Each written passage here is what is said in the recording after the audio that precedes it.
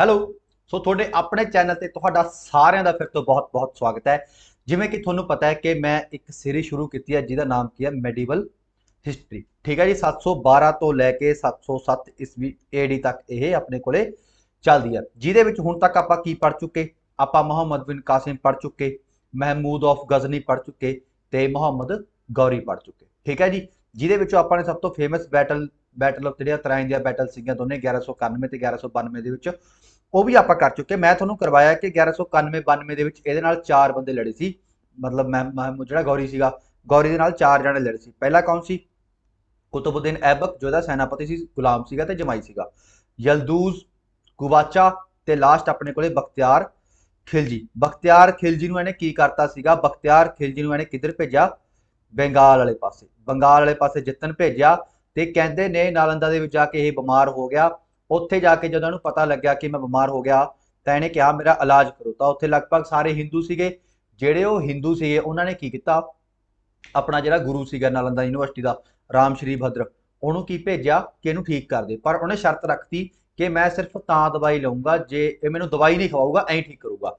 ਤਾਂ ਉਹਨਾਂ ਨੇ ਕਿਹਾ ਤੂੰ ਕੁਰਾਨ ਪੜ੍ਹ ਲੈ, ਤੂੰ ਠੀਕ ਹੋ ਜਾਏਗਾ। ਉਹ ਕੁਰਾਨ ਪੜ੍ਹ ਕੇ ਠੀਕ ਹੋ ਗਿਆ। ਪਰ ਜਦੋਂ ਉਹਨੂੰ ਪਤਾ ਲੱਗਾ ਕਿ ਕੁਰਾਨ ਦੇ ਵਿੱਚ ਉਹਨੇ ਕੋਈ ਦਵਾਈ ਮਿਲਾਈ ਸੀ ਜਿਹੜੀ ਸੁੰਘ ਕੇ, ਜਿਹੜੀ ਮਤਲਬ ਸਮੈਲ ਦੇ ਨਾਲ ਉਹ ਠੀਕ ਹੋ ਰਿਹਾ ਸੀਗਾ, ਤਾਂ ਉਹਨੂੰ ਗੁੱਸਾ ਚੜਿਆ। ਤਾਂ ਕਰਕੇ ਉਹਨੇ ਜਾ ਕੇ ਜਿਹੜੀ ਨਾਲੰਦਾ ਯੂਨੀਵਰਸਿਟੀ ਸਾਰੀ ਸਾਰੀ ਮਚਾਤੀ ਸੀ। ਠੀਕ ਹੈ ਜੀ। ਸੋ ਬਖਤਿਆਰ ਖਿਲਜੀ ਉਹ ਤੋਂ ਬਾਅਦ ਜਦੋਂ ਚਾਈਨਾ ਜਾਣ ਲੱਗਿਆ, ਜਿੱਤਣ ਲੱਗਿਆ, ਤਾਂ ਉੱਥੇ ਉਹਦੀ ਮੌਤ ਹੋ ਗਈ। ਤਾਂ ਕਹਿੰਦੇ ਨੇ ਇਹਨੇ ਆਪਣੇ ਆਪ ਨੂੰ ਇੰਡੀਪੈਂਡੈਂਟ ਸ਼ਾਸਕ ਘੋਸ਼ਿਤ ਕਰਤਾ ਸੀਗਾ। ਕਿੱਥੋਂ ਦਾ? ਖਿਲਜੀ ਡਾਇਨੈਸਟੀ ਦਾ, ਬੰਗਾਲ ਵਾਲੇ ਪਾਸੇ ਦਾ। ਠੀਕ ਹੈ ਜੀ। ਪਰ ਉੱਥੇ ਜਾ ਕੇ ਕੀ ਹੋ ਗਈ? ਇਹਦੀ ਮੌਤ ਹੋ ਗਈ। ਤਾਂ ਕਰਕੇ ਆਪਾਂ ਇਹਨੂੰ ਖਿਲਜੀ ਡਾਇਨੈਸਟੀ ਦੇ ਵਿੱਚ ਨਹੀਂ ਪੜ੍ਹਦੇ। 712 ਦੇ ਵਿੱਚ ਕੀ ਹੋਇਆ? ਭਾਰਤ ਨੂੰ, ਦਿੱਲੀ ਨੂੰ ਇੱਕ ਤਰੀਕੇ ਨਾਲ ਸੌਂਪ ਗਿਆ। ਕੌਣ? ਗੌਰੀ। ਕਿਹਨੂੰ? ਕੁਤਬੁੱਦੀਨ ਐਬਕ ਨੂੰ ਸੌਂਪ ਗਿਆ। ਠੀਕ ਹੈ। ਉਹ ਕੀ ਸੀ? ਇੱਕ ਸਲੇਵ ਸੀਗਾ। ਠੀਕ ਹੈ। ਕੁਤਬੁੱਦੀਨ ਐਬਕ ਇੱਕ ਸਲੇਵ ਸੀਗਾ। ਕਿਹਦਾ? ਗੌਰੀ ਦਾ। ਤਾਂ ਕਰਕੇ ਇਸ ਡਾਇਨੈਸਟੀ ਜਾਂ ਇਸ ਵੰਸ਼ ਨੂੰ ਕੀ ਕਿਹਾ ਜਾਂਦਾ ਹੈ? ਸਲੇਵ ਡਾਇਨੈਸਟੀ ਕਿਹਾ ਜਾਂਦਾ ਹੈ। ਤੇ ਇੱਥੋਂ ਹੀ ਕਿਹਦੀ ਸ਼ੁਰੂਆਤ ਹੁੰਦੀ ਹੈ ਆਪਣੇ ਕੋਲੇ? ਦਿੱਲੀ ਡਾਇਨੈਸਟੀ ਦੀ। ਠੀਕ ਹੈ ਜੀ। ਦਿੱਲੀ ਸਲਤਨਤ ਦੀ। ਇੱਥੇ ਸਲਤਨਤ ਆਊਗਾ ਜੀ, ਅੱਗੇ ਵੀ ਸ਼ਾਇਦ ਗਲਤ ਹੋ ਗਿਆ। ਦਿੱਲੀ ਸਲਤਨਤ ਦੀ ਕੀ ਹੁੰਦੀ ਹੈ ਜੀ? ਸ਼ੁਰੂਆਤ ਹੁੰਦੀ ਹੈ। ਸਭ ਤੋਂ ਪਹਿਲਾਂ ਇੱਥੇ ਮੈਮਲੂਕ ਡਾਇਨੈਸਟੀ ਆਉਂਦੀ ਹੈ, ਮਮਲੂਕ ਡਾਇਨੈਸਟੀ ਆਉਂਦੀ ਹੈ, ਜਾਂ ਫਿਰ ਇਹਨੂੰ ਕੀ ਕਹਾਂਗੇ ਆਪਾਂ? Slave dynasty. ਠੀਕ ਹੈ ਜੀ। ਕੀ ਹੁੰਦਾ ਮਮਲੂਕ, ਮੈਂ ਅੱਗੇ ਦੱਸੂਗਾ। ਉਹ ਤੋਂ ਬਾਅਦ ਆਪਣੇ ਕੋਲ ਆਉਂਦੀ ਹੈ ਖਿਲਜੀ ਡਾਇਨੈਸਟੀ। ਆ ਦੇਖੋ, ਆ ਏਰੀਆ ਖਿਲਜੀ ਦਾ, ਆ ਆਪਣੇ ਕੋਲੇ ਮਮਲੂਕ ਡਾਇਨੈਸਟੀ ਦਾ। ਠੀਕ ਹੈ। ਅੱਗੇ ਆਪਣੇ ਕੋਲ ਤੁਗਲਕ ਆਉਂਦੇ ਨੇ, ਆ ਸਾਰਾ ਏਰੀਆ ਤੁਗਲਕ ਕਵਰ ਕਰ ਲੈਂਦੇ ਨੇ। ਉਹ ਤੋਂ ਬਾਅਦ ਲੋਧੀ ਰਹਿ ਜਾਂਦੇ ਨੇ, ਜਿਹੜੇ ਕਿ ਬਹੁਤ ਘੱਟ ਏਰੀਆ ਕਵਰ ਕਰ ਪਾਉਂਦੇ ਨੇ। ਤਾਂ ਜਿਹੜੀ ਆਪਣੇ ਕੋਲੇ ਦਿੱਲੀ ਸਲਤਨਤ ਹੈ, ਇਹ ਕਦ ਤੱਕ ਰਹਿੰਦੀ ਹੈ? 1206 ਤੋਂ ਲੈ ਕੇ 1526 ਈਸਵੀ ਤੱਕ ਆਪਣੇ ਕੋਲੇ ਰਹਿੰਦੀ ਹੈ। ਤੇ ਉਹ ਤੋਂ ਬਾਅਦ ਕੀ ਹੋ ਜਾਂਦਾ? ਆਪਣੇ ਕੋਲੇ ਕੀ ਆ ਜਾਂਦੇ ਨੇ? ਮੁਗਲ ਆ ਜਾਂਦੇ ਨੇ। ਉਹ ਤੋਂ ਬਾਅਦ ਆਪਣੇ ਕੋਲੇ ਕੀ ਆ ਜਾਂਦੇ ਨੇ? ਮੁਗਲ। ਬਾਬਰ, ਹੁਮਾਯੂ, ਅਕਬਰ, ਇਹ ਸਾਰੇ ਆਪਣੇ ਕੋਲੇ ਆ ਜਾਂਦੇ ਨੇ। ਠੀਕ ਹੈ ਜੀ। ਸੋ ਅੱਜ ਆਪਾਂ ਕਿਹਦੀ ਗੱਲ ਕਰਾਂਗੇ ਕਿ ਦਿੱਲੀ ਦੇ ਵਿੱਚ, ਦਿੱਲੀ ਡਾਇਨੈਸਟੀ ਨੂੰ ਆਪਣੇ ਆਪ ਵਿੱਚ ਸਹੀ ਕਰ ਲਓ। ਠੀਕ ਹੈ। ਉਹਦੇ ਵਿੱਚ ਕੋਈ ਦਿੱਕਤ ਰਹੇਗੀ। ਉਹਨੂੰ ਕੀ ਛੱਡ ਗਿਆ ਆਪਣੇ ਕੋਲੇ? ਆਪਣਾ ਗੁਲਾਮ ਛੱਡ ਗਿਆ, ਜਿਹਦਾ ਨਾਮ ਕੀ ਸੀ? ਕੁਤਬੁੱਦੀਨ ਐਬਕ। ਮੁਹੰਮਦ ਗੌਰੀ ਛੱਡ ਗਿਆ। ਤੇ ਉਹ ਤੋਂ ਬਾਅਦ ਕਿਹਨੇ ਰਾਜ ਕੀਤਾ? ਕੁਤਬੁੱਦੀਨ ਐਬਕ ਨੇ। ਤਾਂ ਸਲੇਵ ਡਾਇਨੈਸਟੀ ਦਾ ਫਾਊਂਡਰ ਕਿਹਨੂੰ ਮੰਨਿਆ ਗਿਆ? ਕੁਤਬੁੱਦੀਨ ਐਬਕ ਨੂੰ 1210 ਤੋਂ ਲੈ ਕੇ 1206 ਤੋਂ ਲੈ ਕੇ 1210 ਤੱਕ ਇਹਨੇ ਰਾਜ ਕੀਤਾ।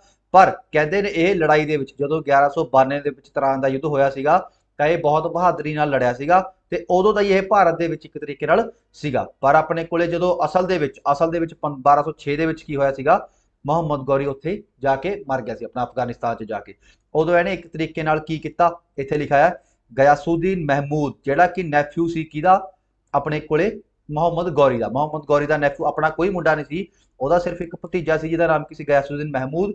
ਉਹਨੇ ਇਹਨੂੰ ਕੀ ਕਰਤਾ ਵੀ ਤੂੰ ਜਾ ਕੇ ਇੰਡੀਪੈਂਡੈਂਟ ਰੂਲ ਕਰ ਲੈ, ਕਿਉਂਕਿ ਪਹਿਲਾਂ ਇਹ ਸਲੇਵ ਸੀਗਾ। ਉਹ ਤੋਂ ਬਾਅਦ ਕੀ ਹੋ ਗਿਆ? ਇਹ ਇੰਡੀਪੈਂਡੈਂਟ ਹੋ ਗਿਆ ਸੀ। ਠੀਕ ਹੈ ਜੀ।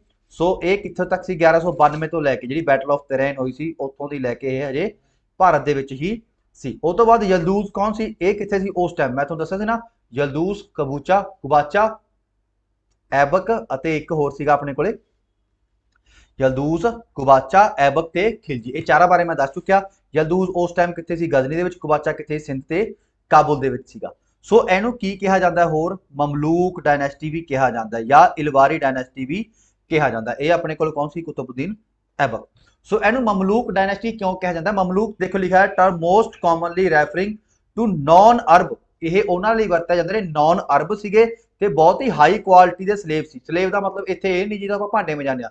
ਸਲੇਵ ਦਾ ਮਤਲਬ ਇਹ ਸੀ ਜੋ ਬਾਜ਼ਾਰ ਦੇ ਵਿੱਚ ਖਰੀਦ ਫਰੋਦ ਵੀ ਹੁੰਦੀ ਸੀ। ਤੇ ਉਸ ਤੋਂ ਇਲਾਵਾ ਇਹ ਸਲੇਵ ਕਿਸੇ ਬਹੁਤ ਬੈਸਟ ਸੋਲਜਰ ਸੀਗੇ। ਇਹਨਾਂ ਨੂੰ ਬਹੁਤ ਵਧੀਆ ਟ੍ਰੇਨਿੰਗ ਦਿੱਤੀ ਹੋਈ ਸੀਗੀ। ਠੀਕ ਹੈ। ਤੇ ਇਹ ਇੱਕ ਉਹ ਸੀਗੇ, ਮਤਲਬ ਆਪਾਂ ਨਿਸ਼ਕਾਮ ਕਹਿ ਦਿੰਦੇ ਆਪਾਂ ਕਿ ਜਦੋਂ ਇਹ ਕੰਮ ਕਰਦੇ ਸੀ ਤਾਂ ਜਿਹਦੇ ਸਲੇਵ ਨੇ ਸਾਰੀ ਜ਼ਿੰਦਗੀ ਉਹਦੇ ਹੀ ਜਵਾਕ ਜਿਹਨਾਂ ਦਾ ਕੰਮ ਵੀ ਕਰਦੇ ਸੀ, ਉਹਨੂੰ ਆਪਾਂ ਕੀ ਕਹਿੰਦੇ ਆ, ਮਮਲੂਕ। ਤਾਂ ਕਰਕੇ ਇਹਨੂੰ ਮਮਲੂਕ ਡਾਇਨੈਸਟੀ ਕਿਹਾ ਜਾਂਦਾ because all of his monarchs with the exception of Aibak were Turk from ਇਲਬਰੀ tribe. ਦੇਖੋ ਇਹਦੇ ਵਿੱਚ ਇਹਨੂੰ ਇਲਬਰੀ ਟ੍ਰਾਈਬ ਕਿਉਂ ਕਹਿੰਦਾ, ਕਿਉਂਕਿ ਇਹਦੇ ਜਿਹੜੇ ਵੀ ਮੋਨਾਰਕ ਸੀਗੇ with the exception of Aibak, Aibak ਨੂੰ ਛੱਡ ਕੇ ਬਾਕੀ ਸਾਰੇ ਕੀ ਸੀਗੇ, ਤੁਰਕ ਸੀਗੇ। ਤੇ ਕਿਹੜੀ ਟ੍ਰਾਈਬ ਦੇ ਸੀਗੇ, ਇਲਬਰੀ ਟ੍ਰਾਈਬ ਦੇ ਜਾਂ ਇਲਬਾਰੀ ਟ੍ਰਾਈਬ ਦੇ ਸੀਗੇ। ਵੀ ਐਬਕ ਨੂੰ ਛੱਡ ਕੇ ਬਾਕੀ ਸਾਰੇ ਕਿਹੜੀ ਟ੍ਰਾਈਬ ਦੇ ਸੀਗੇ, ਇਲਬਾਰੀ ਟ੍ਰਾਈਬ ਦੇ ਸੀਗੇ। ਤਾਂ ਕਰਕੇ ਇਹਨੂੰ ਕੀ ਨਾਮ ਦਿੱਤਾ ਜਾਂਦਾ ਹੈ, ਇਲਬਾਰੀ ਡਾਇਨੈਸਟੀ ਵੀ ਕਿਹਾ ਜਾਂਦਾ ਹੈ। ਇਹ ਆਪਣੇ ਕੋਲੇ ਫੇਰ ਕੁਤਬਦੀਨ ਐਬਕ ਆ ਗਿਆ। ਹੁਣ ਆਪਾਂ ਕੁਝ ਕੁਤਬਦੀਨ ਐਬਕ ਬਾਰੇ ਗੱਲ ਕਰਾਂਗੇ। ਇਹ ਸੀ ਇਨਟੋਲਰੈਂਟ ਟੂ ਹਿੰਦੂ, ਠੀਕ ਹੈ ਜੀ, ਮਤਲਬ ਕਿ ਹਿੰਦੂਆਂ ਨਾਲ ਕੀ ਸੀ ਇਹਦਾ ਵਧੀਆ ਵਰਤਾਓ ਸੀ। ਇੱਥੇ ਇਨਟੋਲਰੈਂਟ ਨਹੀਂ ਆਊਗਾ, ਟੋਲਰੈਂਟ ਆਊਗਾ ਵਧੀਆ। ਤਾਂ ਹਿੰਦੂਆਂ ਨਾਲ ਕੀ ਸੀਗਾ ਜੀ, ਇਹ ਵਧੀਆ ਵਰਤਾਓ ਕਰਦਾ ਸੀ, ਠੀਕ ਹੈ, ਟੋਲਰੈਂਟ ਆਊਗਾ। ਪੰਜਾਬੀ ਇੰਗਲਿਸ਼ ਚ ਗਲਤ ਲਿਖਿਆ ਗਿਆ, ਟੋਲਰੈਂਟ ਟੂ ਹਿੰਦੂ, ਠੀਕ ਹੈ। ਸ਼ਿਫਟਡ ਕੈਪੀਟਲ ਫਰੋਮ ਦਿੱਲੀ ਤੋਂ ਲਾਹੌਰ। ਪਹਿਲਾਂ ਇਹਦੀ ਕੈਪੀਟਲ ਕੀ ਸੀ, ਦਿੱਲੀ, ਪਰ ਇਹਨੇ ਲਾਹੌਰ ਚ ਸ਼ਿਫਟ ਕਰ ਲਈ। ਕਿਉਂ ਕਰ ਲਈ, ਕਿਉਂਕਿ ਜਿਹੜਾ ਉੱਥੇ ਯਲਦੂਸ ਸੀਗਾ ਉਹ ਇਹਨੂੰ ਤੰਗ ਕਰ ਰਿਹਾ ਸੀ ਬਾਰ-ਬਾਰ। ਉਹਨੂੰ ਐ ਸੀਗਾ, ਇਹਨੂੰ ਇਹ ਸੀਗਾ ਕਿ ਜੇ ਮੈਂ ਦਿੱਲੀ ਦੇ ਵਿੱਚ ਰਿਹਾ ਤਾਂ ਉਹ ਲਾਹੌਰ ਤੇ ਆ ਕੇ ਕਬਜ਼ਾ ਨਾ ਕਰ ਲੇ। ਤਾਂ ਕਰਕੇ ਇਹਦੀ ਕੈਪੀਟਲ ਕਿੱਥੇ ਕਰ ਲਈ ਸ਼ਿਫਟ, ਦਿੱਲੀ ਤੋਂ ਲਾਹੌਰ ਦੇ ਵਿੱਚ ਕਰ ਲਈ। He donated lakhs of rupees in Lahore, so he is known as Lakh Bakhsh. ਇਹਨੂੰ ਕਿਹਾ ਜਾਂਦਾ ਲੱਖ ਬਖਸ਼ ਕਿਉਂ, ਕਿਉਂਕਿ ਇਹਦੇ ਕੋਲ ਇਹ ਬਹੁਤ ਹੀ ਦਰਿਆ ਦਿਲ ਬੰਦਾ ਸੀਗਾ। ਤਾਂ ਕਰਕੇ ਇਹ ਲਾਹੌਰ ਦੇ ਵਿੱਚ ਇਹ ਕੀ ਕਰਦਾ ਸੀ, ਲੋਕਾਂ ਨੂੰ ਲੱਖਾਂ ਰੁਪਈਆ ਐਂ ਦਾਨ ਕਰ ਦਿੰਦਾ ਸੀ। ਮੇਰੇ ਵਰਗਾ ਸੀ ਜੀ, ਮੇਰੇ ਕੋਲ ਹੁੰਦੇ ਮੈਂ ਵੀ ਕਰ ਦਿੰਦਾ। ਤਾਂ ਕਰਕੇ ਇਹਨੂੰ ਕੀ ਕਹਿੰਦਾ, ਲੱਖ ਬਖਸ਼ ਕਿਹਾ ਜਾਂਦਾ। ਇਹਨੂੰ ਕੁਰਾਨ ਖਾਨ ਵੀ ਕਿਹਾ ਜਾਂਦਾ, ਹਾਂਜੀ, ਕਿਉਂਕਿ ਇਹਨੂੰ ਕੁਰਾਨ ਸਾਰੀ ਦੀ ਸਾਰੀ ਮੂੰਹ ਜ਼ਬਾਨੀ ਯਾਦ ਸੀ। ਤਾਂ ਕਰਕੇ ਇਹਨੂੰ ਕੁਰਾਨ ਖਾਨ ਵੀ ਕਿਹਾ ਜਾਂਦਾ ਹੈ। ਬਹੁਤ ਹੀ ਪੜ੍ਹਿਆ ਲਿਖਿਆ ਇੱਕ ਤਰੀਕੇ ਦਾ ਰਾਜਾ ਸੀ। The only ruler of Delhi Saltanat, Delhi Saltanat ਦਾ ਇਕੱਲਾ ਰੂਲਰ ਸੀਗਾ ਜਿਹਨੇ never use his throne. Throne ਦਾ ਮਤਲਬ ਹੁੰਦਾ ਹੈ ਗੱਦੀ, ਜਿਹਨੇ ਕਦੇ ਵੀ ਥਰੋਨ ਤੇ ਗੱਦੀ ਤੇ ਨਹੀਂ ਬੈਠਾ ਸੀ। ਇਹ ਇਕੱਲਾ ਇਕੱਲਾ ਹੀ ਰੂਲਰ ਸੀ। He was not sultan of Delhi, he was just ruler. ਕਹਿੰਦੇ ਨੇ ਇਹ ਤਾਂ ਨਹੀਂ ਬੈਠਿਆ ਕਿਉਂਕਿ ਇਹ ਸੁਲਤਾਨ ਨਹੀਂ ਸੀ। ਦੇਖੋ ਸੁਲਤਾਨ ਕੀ ਹੁੰਦਾ ਹੈ, ਜਿਹੜੇ ਖਲੀਫਾ ਹੁੰਦੇ ਨੇ ਮੁਸਲਿਮ ਮੂਲ ਦੇ ਵਿੱਚ, ਤਾਂ ਉਹ ਇੱਕ ਤਰੀਕੇ ਨਾਲ ਚਿੱਠੀ ਪਾਉਂਦੇ ਨੇ ਕਿ ਹੁਣ ਤੋਂ ਤੂੰ ਇੱਥੋਂ ਦਾ ਕੀ ਹੈ, ਸੁਲਤਾਨ ਹੈ। ਪਰ ਇਹ ਕਿਸੇ ਦੇ ਵੀ ਅੰਡਰ ਨਹੀਂ ਸੀਗਾ। ਇਹਨੂੰ ਕਿਸੇ ਖਲੀਫਾ ਨੇ ਚਿੱਠੀ ਪਾ ਕੇ ਨਹੀਂ ਕਿਹਾ ਕਿ ਤੂੰ ਸੁਲਤਾਨ ਹੈ। ਇਹਨੂੰ ਸਿਰਫ ਕੀ ਹੋਇਆ ਸੀਗਾ, ਗੌਰੀ ਦੇ ਭਤੀਜੇ ਨੇ ਕਿਹਾ ਸੀ ਕਿ ਤੂੰ ਹੁਣ ਇੰਡੀਪੈਂਡੈਂਟ ਆ, ਸਲੇਵ ਨਹੀਂ ਰਿਹਾ, ਤੂੰ ਰਾਜ ਕਰ ਸਕਦਾ, ਠੀਕ ਹੈ ਜੀ, ਕਿਉਂਕਿ ਸਲੇਵ ਰਾਜ ਨਹੀਂ ਕਰ ਸਕਦਾ ਹੁੰਦਾ। ਤਾਂ ਕਰਕੇ ਇਹ ਸੁਲਤਾਨ ਦੀ ਉਪਾਧੀ ਇਹਨੂੰ ਨਹੀਂ ਮਿਲੀ ਸੀ। ਤਾਂ ਕਰਕੇ ਇਹ ਸੁਲਤਾਨ ਨਹੀਂ ਸੀ। ਤਾਂ ਕਰਕੇ ਪੇਪਰ 'ਚ ਵੀ ਇਹ ਕੁਐਸਚਨ ਆਉਂਦਾ ਹੈ ਕਿ ਜਿਹੜਾ ਆਪਣੇ ਕੋਲੇ ਸਲੇਵ ਡਾਇਨੈਸਟੀ ਸੀ, ਇਹਨੂੰ ਆਪਣੇ ਕੋਲੇ ਸਲੇਵ ਨੂੰ ਕੀ ਕਹਿੰਦਾ, ਗੁਲਾਮ ਵੰਸ਼ ਵੀ ਕਿਹਾ ਜਾਂਦਾ, ਗੁਲਾਮ ਵੰਸ਼ ਵੀ ਕਿਹਾ ਜਾਂਦਾ। ਤਾਂ ਗੁਲਾਮ ਵੰਸ਼ ਦਾ ਸਭ ਤੋਂ ਪਹਿਲਾ ਰਾਜਾ ਕਿਹਨੂੰ ਮੰਨਿਆ ਜਾਂਦਾ, ਕਿਹੜਾ ਹੈਗਾ, ਕੁਤਬਦੀਨ ਐਬਕ। ਪਰ ਕਿਹਨੂੰ ਮੰਨਿਆ ਜਾਂਦਾ ਤਾਂ ਉਹ ਕੌਣ ਹੈ, ਆਪਣੇ ਕੋਲੇ ਇਲਤੁਤਮਿਸ਼, ਜੋ ਇਸ ਤੋਂ ਬਾਅਦ ਆਊਗਾ। ਤੇ ਉਹਨੇ ਆਪਣੇ ਆਪ ਨੂੰ ਪਹਿਲਾ ਸੁਲਤਾਨ ਕਿਹਾ ਸੀ, ਠੀਕ ਹੈ ਜੀ। ਤਾਂ ਇਹ ਸੁਲਤਾਨ ਨਹੀਂ ਸੀ ਕਿਉਂਕਿ ਖਲੀਫਾ ਨੇ ਇਹਨੂੰ ਸੁਲਤਾਨ ਦਾ ਪਦ ਨਹੀਂ ਦਿੱਤਾ ਸੀ। 1210 ਦੇ ਵਿੱਚ ਇਹ ਮਰ ਗਿਆ ਜੀ। ਕੀ ਖੇਡਦੇ ਹੋਏ, ਪੋਲੋ ਜਾਂ ਚੌਗਾਨ ਖੇਡਦੇ ਹੋਏ। ਆਪਣੇ ਕੋਲੇ ਪੋਲੋ ਦੀ ਫੋਟੋ ਹੈ ਨਹੀਂ, ਆ ਸੀ। ਇਹਨੂੰ ਕੀ ਕਹਿੰਦੇ ਆਪਾਂ, ਪੋਲੋ। ਇਹ ਜਿਹੜੀ ਗੇਮ ਹੈ ਇਹ ਪੋਲੋ ਹੈ। ਇਹ ਆਪਣੇ ਘੋੜੇ ਦੇ ਉੱਤੇ ਕੀ ਕਰਦਾ, ਇੱਕ ਤਰੀਕੇ ਨਾਲ ਪੋਲੋ ਖੇਡਦਾ, ਜਿਹਨੂੰ ਉਰਦੂ ਦੇ ਵਿੱਚ ਜਾਂ ਫਾਰਸੀ ਦੇ ਵਿੱਚ ਕੀ ਕਹਿੰਦੇ ਨੇ, ਚੌਗਾਨ ਕਹਿੰਦੇ ਨੇ। ਕਿੱਥੇ ਮਰਿਆ ਜੀ ਇਹ, ਲਾਹੌਰ ਦੇ ਵਿੱਚ ਮਰ ਗਿਆ 1210 ਦੇ ਵਿੱਚ। ਉਸ ਤੋਂ ਬਾਅਦ ਇਹਦਾ ਮੁੰਡਾ ਆਰਾਮ ਸ਼ਾਹ ਥਰੋਨ ਦੇ ਉੱਤੇ ਬੈਠਿਆ, ਗੱਦੀ ਦੇ ਉੱਤੇ ਬੈਠਿਆ। ਪਰ ਇਲਤੁਤਮਿਸ਼ ਡੋਂਟ ਲਾਈਕ ਇਟ, ਪਰ ਇਲਤੁਤਮਿਸ਼ ਤੋਂ ਜਰਿਆ ਨਹੀਂ ਗਿਆ। ਇਲਤੁਤਮਿਸ਼ ਕੌਣ ਸੀਗਾ, ਇਹਦਾ ਅਗਲਾ ਰਾਜਾ। ਪਰ ਕਹਿੰਦੇ ਨੇ ਲਗਭਗ 8 ਮੰਥ ਲਈ ਆਰਾਮ ਸ਼ਾਹ ਬਣਿਆ ਤੇ ਫਿਰ ਕੁਝ ਦੇਰ ਲਈ ਇਹਦੀ ਜਿਹੜੀ ਆਪਣੇ ਕੋਲੇ ਮਦਰ ਸੀਗੀ ਉਹਨਾਂ ਨੇ ਵੀ ਰਾਜ ਕੀਤਾ, ਪਰ ਦੋਨੇ ਇਨਐਫੀਸ਼ੀਐਂਟ ਸੀਗੇ। ਤਾਂ ਕਰਕੇ ਪਹਿਲਾਂ ਇਲਤੁਤਮਿਸ਼ ਕਹਿੰਦੇ ਨੇ ਬਦਾयूं ਦੇ ਵਿੱਚ ਸੀਗਾ। ਕਿੱਥੇ ਸੀਗਾ, ਬਦਾयूं।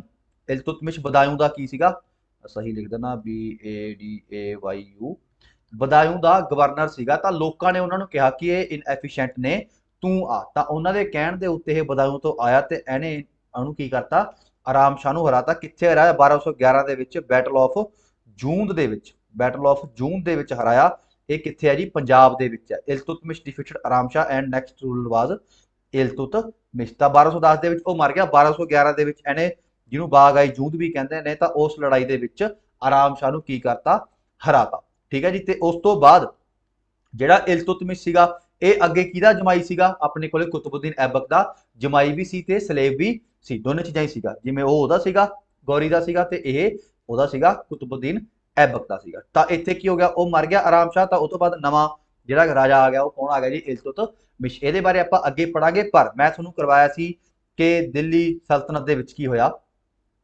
ਆਪਣੇ ਕੋਲ ਕੁਤਬੁਦੀਨ ਐਬਕ ਨੇ ਕੰਮ ਕੀ ਕਰੇ। ਇੱਕ ਤਾਂ ਉਹ ਲੱਖਾਂ ਰੁਪਈਆ ਦਿੰਦਾ ਸੀਗਾ, ਉਹਨੂੰ ਕੀ ਕਿਹਾ ਜਾਂਦਾ, ਲਾਖ ਬਖਸ਼ ਕਿਹਾ ਜਾਂਦਾ। ਇੱਕ ਉਹ ਕੁਰਾਨ ਪੜ੍ਹਦਾ ਸੀ, ਉਹਨੂੰ ਕੀ ਕਿਹਾ ਜਾਂਦਾ, कुरान खान कहता। उस तो बाद उन्हें सब तो बड़ी चीज की सी, कुतुब मीनार बनाया। पेपर च आंदा किहदे नाम दे उत्ते कुतुब मीनार का नाम है, ਉਹਦੇ ਆਪਦੇ ਨਾਮ ਦੇ ਉੱਤੇ ਨਹੀਂ ਹੈਗਾ, ਕਿਹਦੇ ਨਾਮ ਦੇ ਉੱਤੇ ਹੈ, ਕੁਤੁਬਦੀਨ ਬਖਤਿਆਰ ਕਾਕੀ, ਉਹਦਾ ਇੱਕ ਗੁਰੂ ਸੀਗਾ, ਉਹਦੇ ਨਾਮ ਦੇ ਉੱਤੇ ਉਹਨੇ ਕੀ ਬਣਾਇਆ, ਕੁਤੁਬ ਮੀਨਾਰ। ਇਹ ਆਪਣੇ ਕੋਲੇ ਕੁਤੁਬ ਮੀਨਾਰ ਦੀ ਕੀ ਹੈ ਜੀ, ਫੋਟੋ ਹੈ। ਇਟ ਵਾਜ਼ ओरिजिनली ਕਮਿਸ਼ਨਡ ਬਾਈ ਕੁਤੁਬਦੀਨ ਐਬਕ। ਕਹਿੰਦੇ ਨੇ ਸਭ ਤੋਂ ਪਹਿਲਾਂ ਇਹਨੂੰ ਕੁਤੁਬ ਮੀਨਾਰ ਨੂੰ ਸ਼ੁਰੂਆਤ ਕਿਹਨੇ ਕੀਤੀ, ਕੁਤੁਬਦੀਨ ਐਬਕ ਨੇ। ਹੂ ਵਾਜ਼ ਫਾਊਂਡਰ ਆਫ ਦ ਦਿੱਲੀ ਸਲਤਨਤ, ਜਿਹੜਾ ਕਿ ਦਿੱਲੀ ਸਲਤਨਤ ਦਾ ਕੀ ਸੀਗਾ, ਫਾਊਂਡਰ ਸੀਗਾ।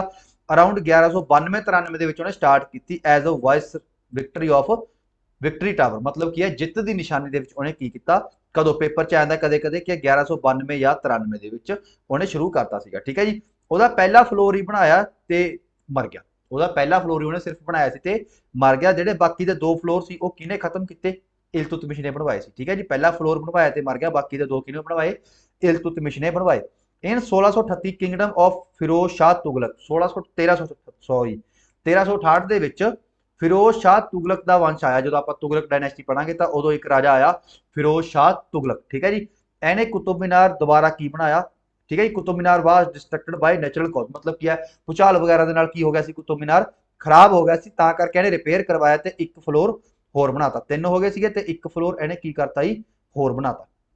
ਸੌਰੀ, ਇਹਨੇ ਦੋ ਫਲੋਰ ਬਣਵਾਏ ਸੀ ਨਾ, ਤਿੰਨ ਹੋ ਗਏ ਸੀ। ਤਾਂ ਇੱਥੇ ਅੱਜ ਦੇ ਟਾਈਮ 'ਚ ਕਿੰਨੇ ਫਲੋਰ ਨੇ ਜੀ, ਕੁੱਲ 5 ਫਲੋਰ ਨੇ। ਕਿਉਂਕਿ ਕਿਤੇ ਕਿਤੇ ਮਿਲਦਾ ਕਿ ਇਹ ਫਸਟ ਫਲੋਰ ਬਣਾਉਣ ਤੋਂ ਬਾਅਦ ਹੀ ਮਰ ਗਿਆ ਸੀ, ਕਿਤੇ ਕਿਤੇ ਮਿਲਦਾ ਕਿ ਇਹਨੇ ਡੇਢ ਬਣਾਇਆ ਸੀ, ਦੋ ਬਣਾਇਆ ਸੀ। ਤਾਂ ਪਰ ਅੱਜ ਦੇ ਟਾਈਮ 'ਚ ਇੱਥੇ ਕਿੰਨੇ ਫਲੋਰ ਨੇ ਜੀ, ਕੁੱਲ 5 ਫਲੋਰ ਨੇ। ਤਾਂ ਕਿਤੇ ਕਿਤੇ ਇੱਕ ਮਿਲਦਾ ਜੀ ਪਹਿਲਾ ਫਲੋਰ, ਤੇ ਕਿਤੇ ਕਿਤੇ ਦੋ ਫਲੋਰ ਮਿਲਦਾ। ਦੋ ਇਹਨੇ ਬਣਾਏ, ਦੋ ਇਹਨੇ ਬਣਾਏ, ਤੇ ਫਿਰੋਜ਼ ਸ਼ਾਹ ਤੁਗਲਕ ਨੇ ਇੱਕ ਫਲੋਰ ਹੋਰ ਬਣਾਤਾ ਜੀ। ਠੀਕ ਹੈ, ਉਹ ਰਿਪੇਅਰ ਕਰਾ ਕੇ।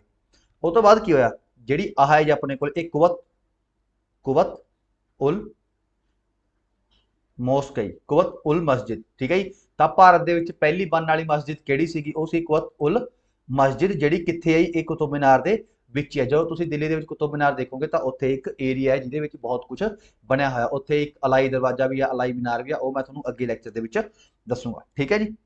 ਅੱਗੇ ਕੀ ਹੋਇਆ ਆਪਣੇ ਕੋਲੇ, ਇਨ 1505 ਦੇ ਵਿੱਚ ਦੇਖੋ, ਸਭ ਤੋਂ ਪਹਿਲਾਂ ਐਬਕ ਨੇ ਬਣਵਾਈ, ਇਲਤੁਤਮਿਸ਼ ਨੇ ਉਹ ਠੀਕ ਕਰਵਾਈ, मतलब पूरी कंप्लीट करवाई। उस तो बाद अपने को फिरोज शाह तुगलक ने ਉਹਦੀ ਰਿਪੇਅਰ ਕਰਵਾ ਕੇ ਇੱਕ ਫਲੋਰ ਹੋਰ ਬਣਾਤਾ। ਉਸ ਤੋਂ ਬਾਅਦ 1505 ਦੇ ਵਿੱਚ ਸਿਕੰਦਰ ਲੋਧੀ ਨੇ ਫਿਰ ਉਹਨੂੰ ਰਿਪੇਅਰ ਕਰਵਾਇਆ। ਉਹਦੇ ਵਿੱਚ ਕੋਈ मतलब ਖਰਾਬੀ ਖਰੂਬੀ ਆ ਗਈ ਹੋਣੀ, मतलब ਕੁਝ ਵੀ ਹੋ ਸਕਦਾ ਹੈ।